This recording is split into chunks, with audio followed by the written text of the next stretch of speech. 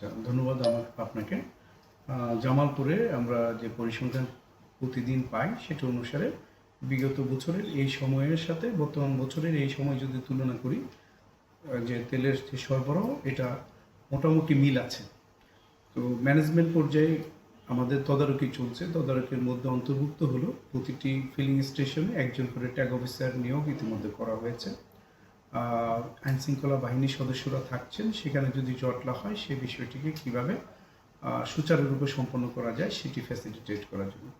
এরই পাশাপাশি আমাদের এক্সিকিউটিভ ম্যাজিস্ট্রেটগণ প্রতিনিয়ত বিভিন্ন পাম্পে সহ বিভিন্ন জায়গায় অভিযান এবং তদারকি করছেন যাতে কোনো ধরনের ভায়োলেশন, অর্থাৎ পেট্রোলিয়াম আইনের ভায়োলেশন অথবা ভোক্তা অধিকার আইনের অথবা অন্যান্য আইনের যদি ভায়োলেশন ঘটে এবং মজুতদারি ঘটছে কিনা সেই বিষয়গুলো প্রশাসন থেকে সার্বক্ষণিক তদারকি করা হচ্ছে। ইতিমধ্যে বিভিন্ন দোকানকে প্রায় 1.5 লক্ষ টাকার মতো জরিমানা করা হয়েছে। স্পেশাল পাওয়ার্স অ্যাক্ট 1974-এর অধীনে কয়েকজন বিরুদ্ধে মামলা করা হয়েছে তেল মজুতদারি করার জন্য। তো আমরা আশা করি আমাদের এই যে তদারকি সেটি বর্তমান ধারা অব্যাহত থাকবে। যদি প্রয়োজন হয় আরও কঠিন আইন আমরা প্রয়োগ করব।